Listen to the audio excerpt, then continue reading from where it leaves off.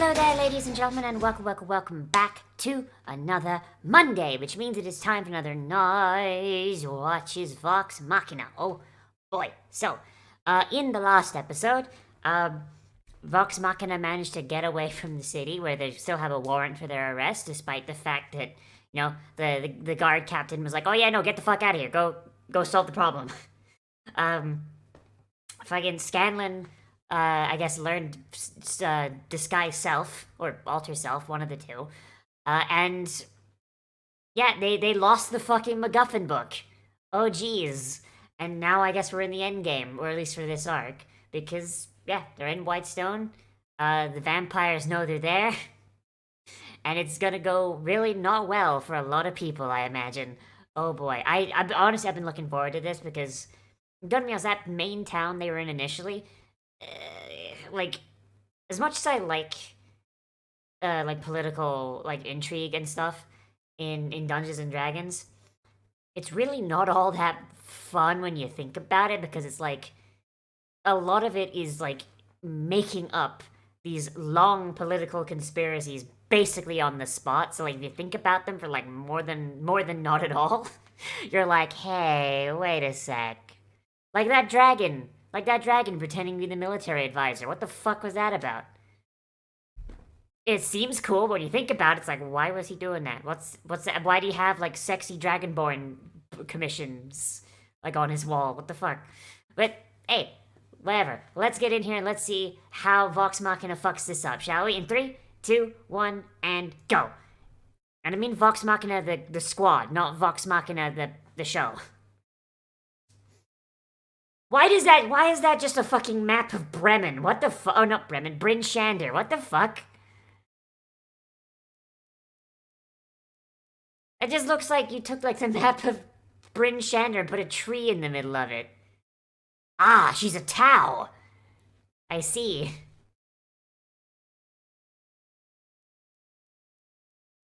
The Kestrel? Who?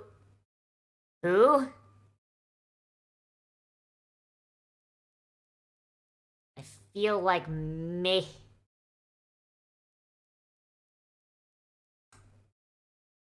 Wow. Another another group of randoms that just throw out a bunch of exposition that probably means nothing, and then immediately gets fucking killed.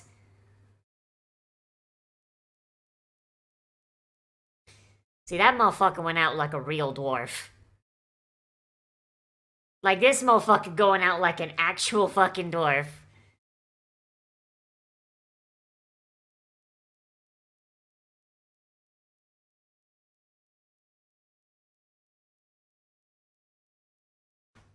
Oh boy, so I wonder if these guys are gonna wind up dead, and it's just gonna be like, oh yeah, now here's some exposition that means nothing for the main characters, or if it's, or if these people are actually going to be somewhat important.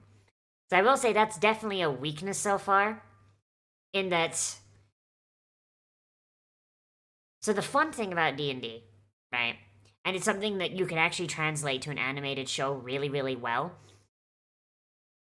is if you is as a player, there's a bunch of shit happening in the world that you aren't there for. And the DM might tell you about it via an NPC who's like, oh yeah, no, like this thing happened like down the road. But the players don't know what actually happened, and they don't know if maybe the person telling them this is fucking lying to them. And a good DM will kind of mix that up and have it be like, oh yeah, no, some of that shit was just fucking lies. But if you adapt it like this and you just say like, oh yeah, here's something that's happening like where your characters can't fucking see it, like, I don't know, it kind of removes a little bit of the mystery. Like it'd be a lot more cooler if like Vox Machina just kind of like wandered in, they saw this building that'd been completely fucking shit canned and stomped open by a giant, you know what I mean?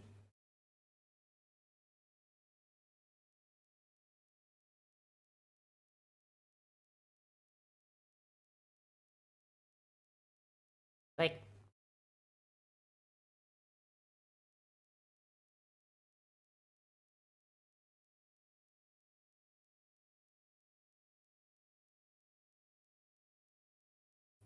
yeah, like, I don't know. I feel like showing us the giant tearing that building apart. Don't really do much.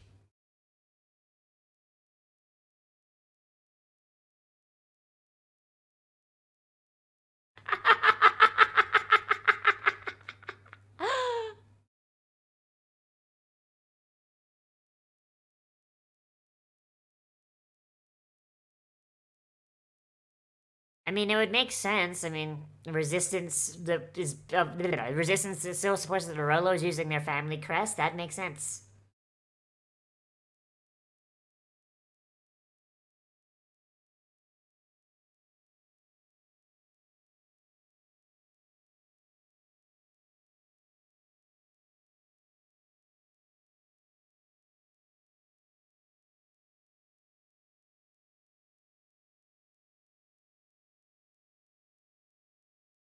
So why do the Briarwoods allow this bitch to live?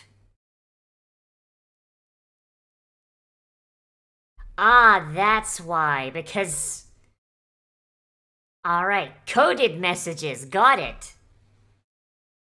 While the guards are watching, she's like, "Oh no, don't rebel. No, oh you're too sexy. Haha." But like read between the lines, it's like, nah, shit gonna pop off.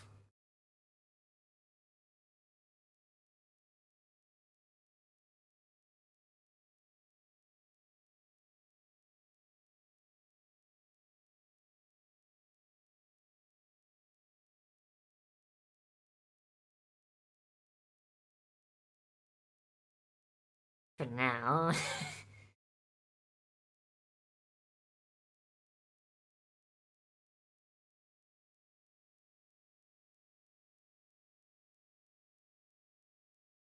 You're a lot edgier now. I don't know about that one.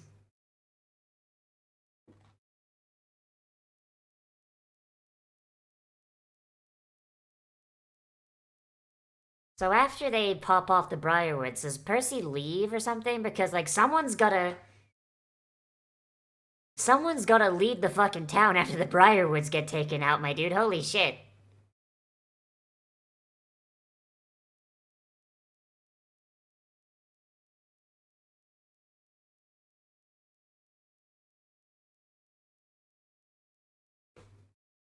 And this is why you never bring up who's the party leader to a D&D group. Because one of them will be the leader, but the moment you point it out, the rest of them will get upset about it.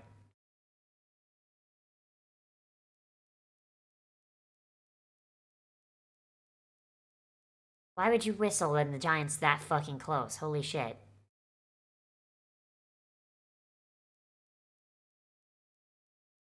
It's a giant. It's not exactly that hard to fucking miss.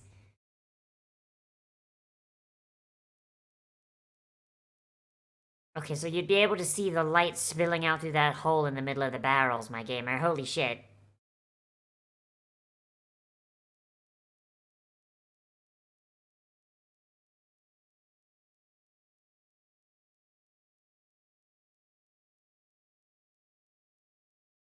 Truly a fate worse than death, no alcohol.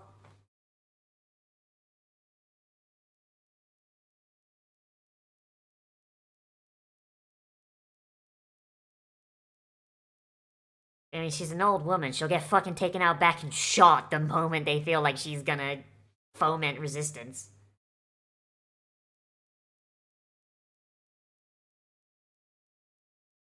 Because we need roughly about 5 chaotic bisexual motherfuckers roughly around level 10.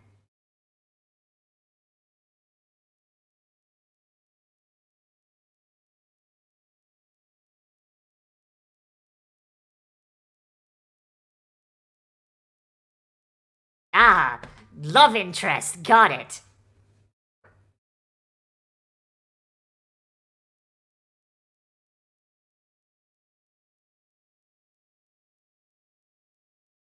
Yes, and you're going to smash his pussy wide open, Percy.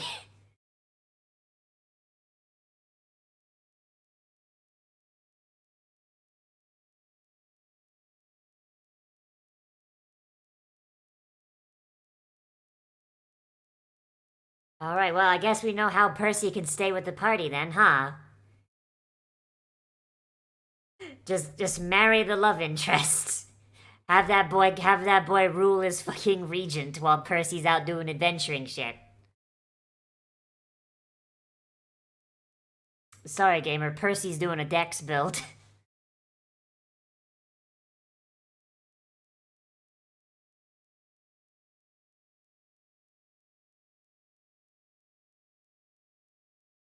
The number you're trying to call is no longer in service.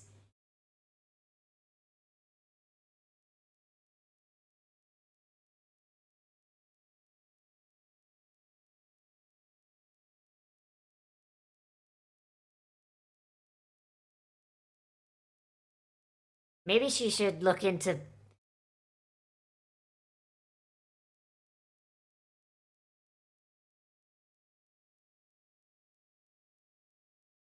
Maybe you should give her a new fucking holy symbol. Maybe that thing being smashed to shit is what's doing it.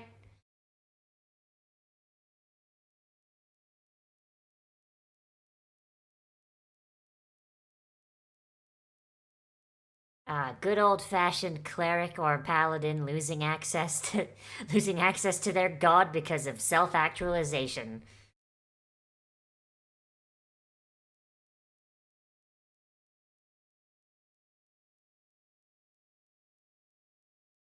Oh right, yeah, the dwarf is called Archibald. Right. So damn, I guess Percy's into that size difference shit, huh?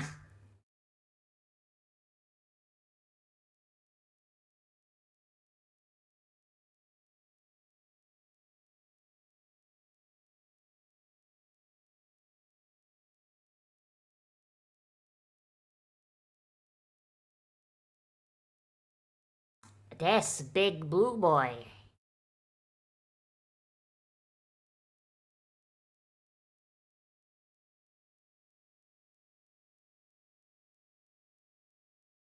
Oh! Oh, shit. Alright, okay. So that's a disadvantage on perception rolls involving sound going forward, my gamer. Holy shit.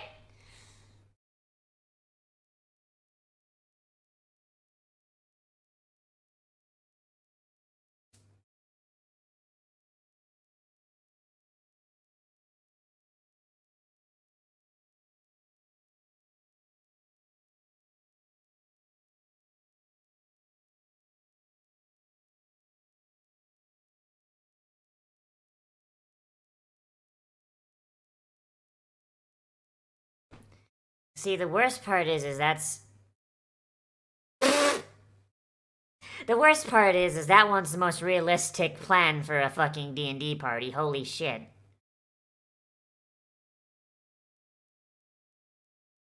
Scanlan's a fucking bard. Bards don't fucking die no matter what. I've tried.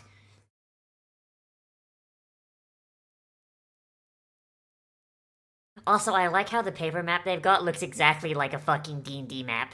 Like exactly. Even the doors are done the fucking same.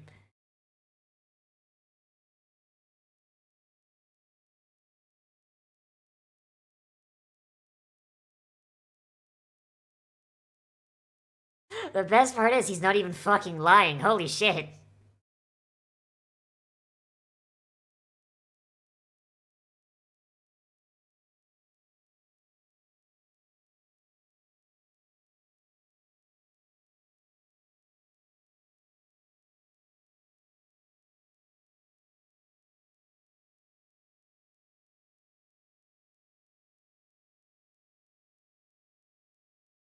Torturing people is thirsty fucking work, I suppose.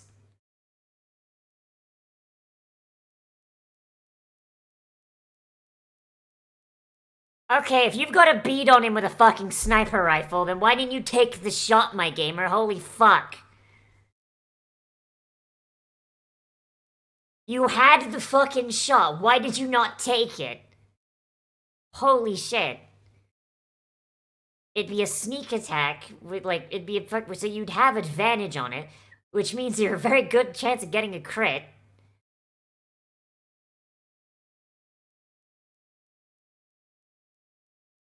I love it when my party splits up. It usually ends in someone dying. It's great.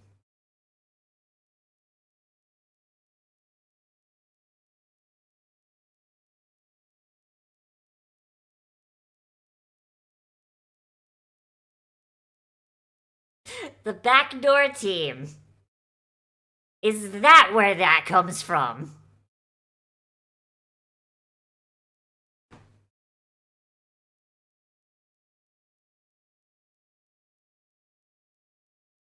It's always doors. It's always. Like, they had like a fucking, like, 20-minute fucking thing in campaign 3 of just like backdoor team.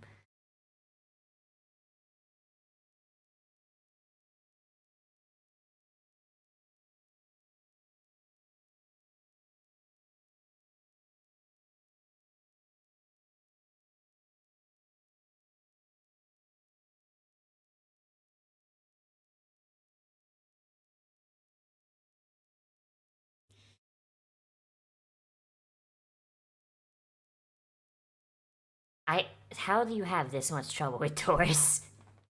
Oh my god.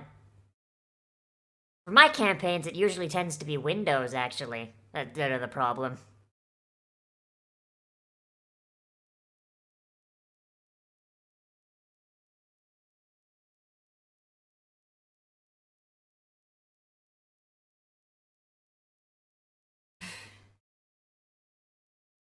See, this is why you have a lookout, stupid fucking rebels.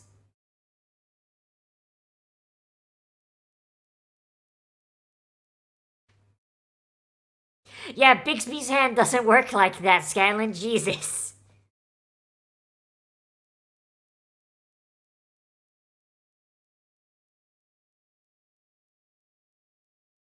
How to know your DM is tired of you fucking around with a door. The door opens anyway, but you get covered in piss. I've done that. Like, specifically that. Like we had a session that, like, was supposed to be, like, an hour shorter than normal because someone had to go to a job interview. And they literally spent, like, 30 fucking minutes trying to open a window. So eventually, the second floor window opened because someone was emptying their chamber pot and they didn't close the window. I was like, okay, now you can get it through the second floor. But now you're covered in piss. Well done, idiot.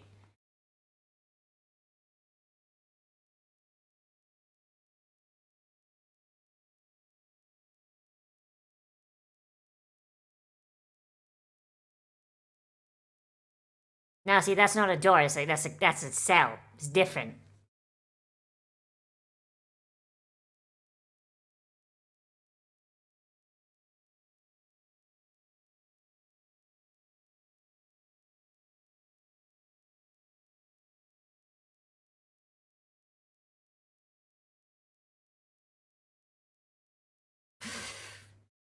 Oh boy.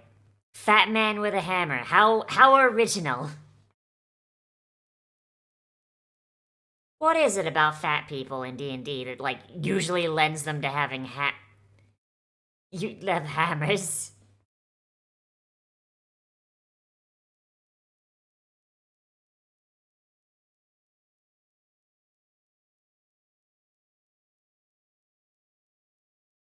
Mirror image.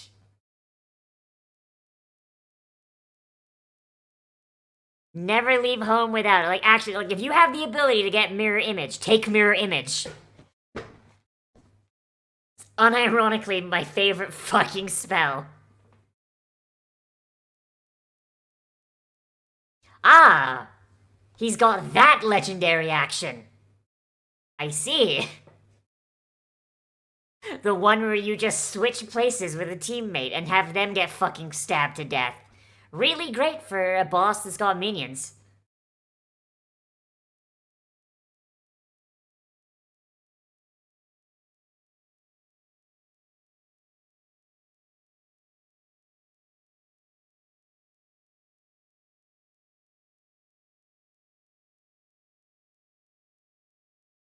And yep, down she goes.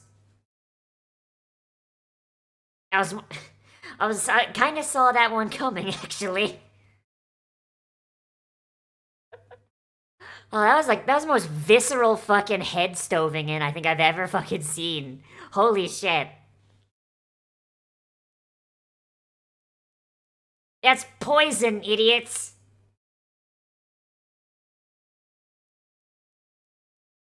So it had a skull on the fucking barrel. Oh my god. Can't wait for the Constitution today. Holy fuck.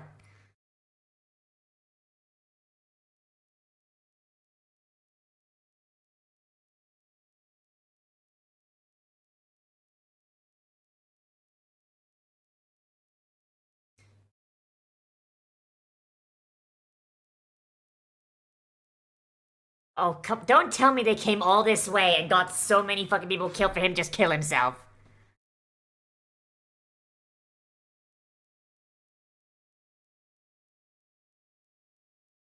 Man, Scanlan's had some really shitty roles, like, to this episode, huh? Failed to beat a door's AC with Bigby's hand. Failed to fucking hit with a lightning spell.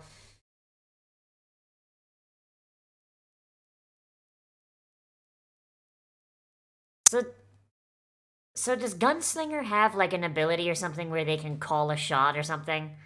Is that what the glowing gun barrel is for? Like, oh yeah, this gun barrel is specifically for this asshole. All right, you have bonus damage or whatever. I've honestly never actually fucked with Gunslinger. And there's the edge. There's the edge.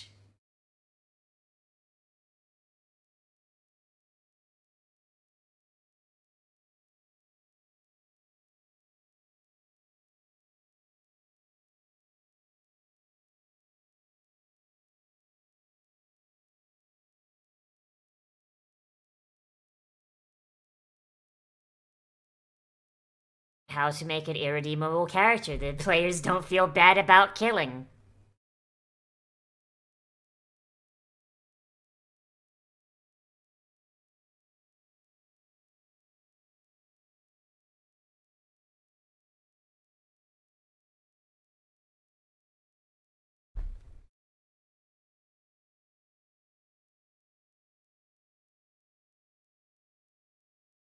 Like,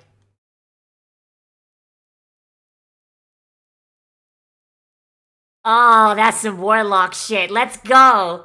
Let's go.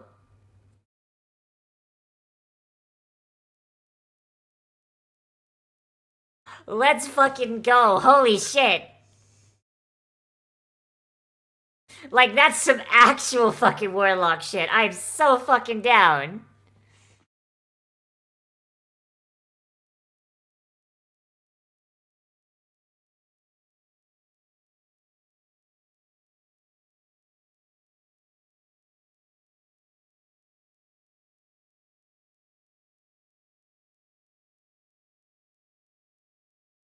Yep.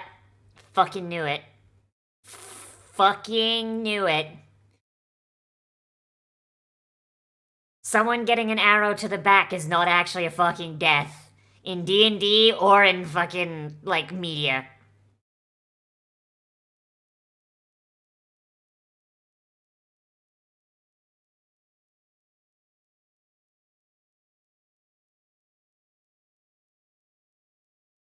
Hey mate, why is your ale bad CG?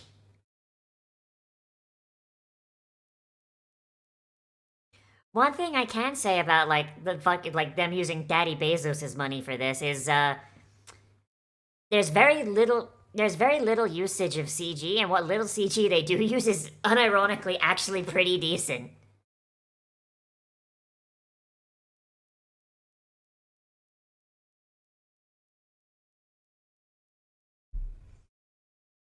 So she so how's she at? What's she doing? Is hmm hmm I wonder if she's gonna be someone they have to kill at some point. Or if she's been completely brainwashed, or oh boy, that can only go well. That can only go well. Okay, um, fuck. All right, so, whew. So I, okay. So first thing I'm gonna say, I really like. I like how the map of the dungeon that they had to go into. It was literally a fucking D&D map. Like it. Hang on, let's see if I can scrub through and actually find a picture of it.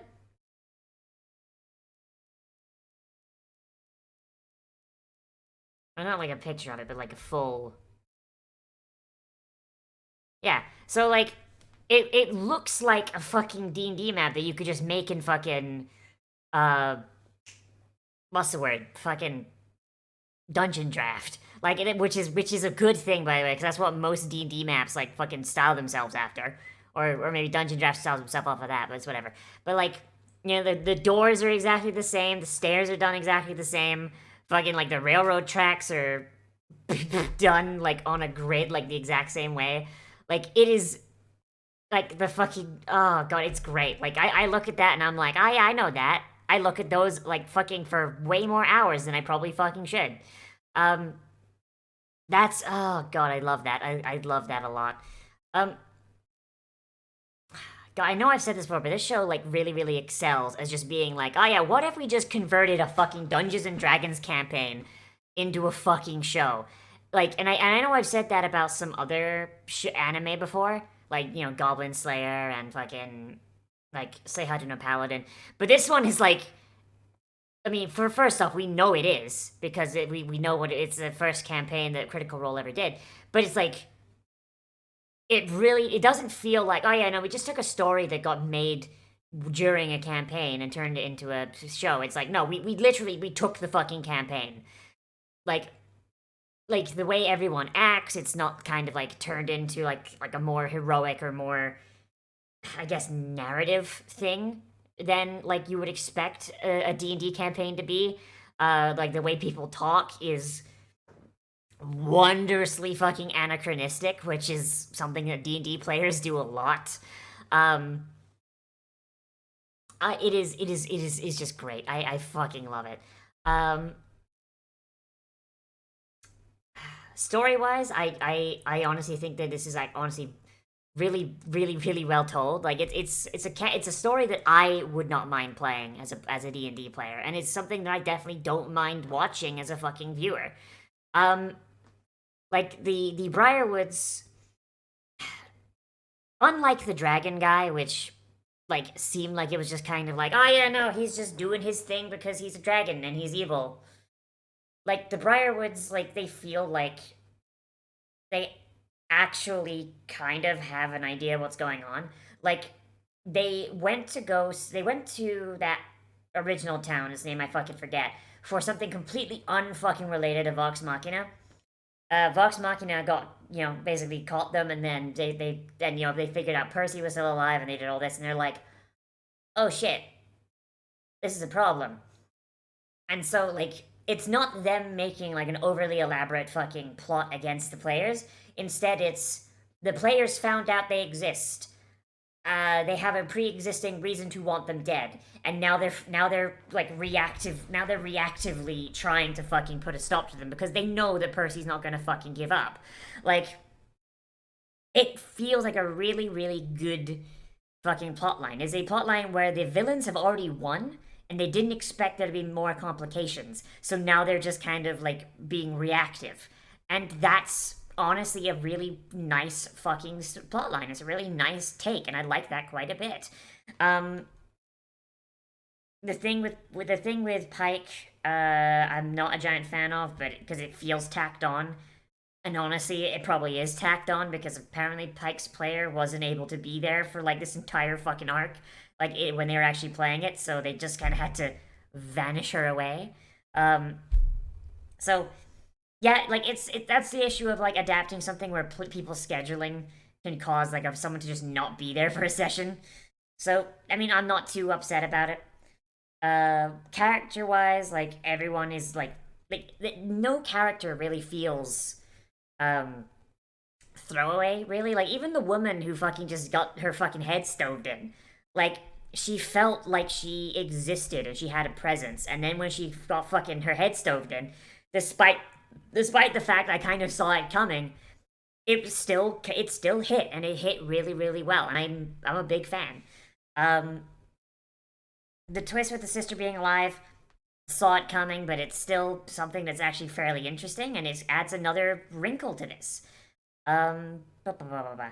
Percy being an edgelord, I'm still not a giant fan of because, honestly, the Matt Mercer effect, like, I am really not a giant fan of overly edgy characters. I'm really not. Unless it's being played for laughs, and Percy is not, and most people that model themselves off of Percy definitely do not. But, like, I will say, like, as a thing, divorced from D&D, Percy being the edgelord he is actually fairly interesting, and the intrigue of whatever the fuck causes him to manifest this black smoke and black eyes, I'm actually interested to see where it goes. If I was a DM, and I had someone like Percy going around, I'd be like, oh, for fuck's sake, not another one. But as a viewer of an anime, or a viewer of an animation, then okay, cool. I can't wait to see where it goes. Yeah, visually, this is a fucking treat. Like, it looks good, it sounds good, voice acting is fucking great. Usage of CG is very, very minimal. But when it is used very, very well. So yeah, I have no issues. I've got no fucking problems, and I can't wait for more. And I can't wait to come back to this next week. Oh boy. But I think that's really all I gotta say, so let me know what you thought of this down there in the comments, whether you liked it, you disliked it, or you want to bring up something I forgot to talk about, which is entirely possible. Oh boy. Remember to like, comment, subscribe, share the video, all that good shit. Spread the word. Spread these videos around, because oh boy, the algorithm is a fickle bitch. If you want more content from me, then I do try and post anime every single day at around noon. It is going to be a little light on the ground this week, though, because of how, like, release schedules for shows are. But we got some new stuff coming, so please stick around for that. I also try and live stream every single day at around 4:30 p.m. Eastern Standard Time. Hopefully I'll see you there. Today we're going to be playing Persona 5 Royal. And moving on to the next palace, I think, which is the one where we get Makoto. Oh boy. But hopefully I'll see you there. That's linked on the upper right-hand corner and on the end card. But most importantly of all, as always, I am Nozz, the Goblin, and I will see you in the next video. But most importantly of all, become a Goblin today, and I will see you a rune. The adventure begins. They were always beside you, your nerdy best friends, and the DM to guide you. And they rise from the flames for the battles ahead. Villains beware, 'cause you're about to be dead.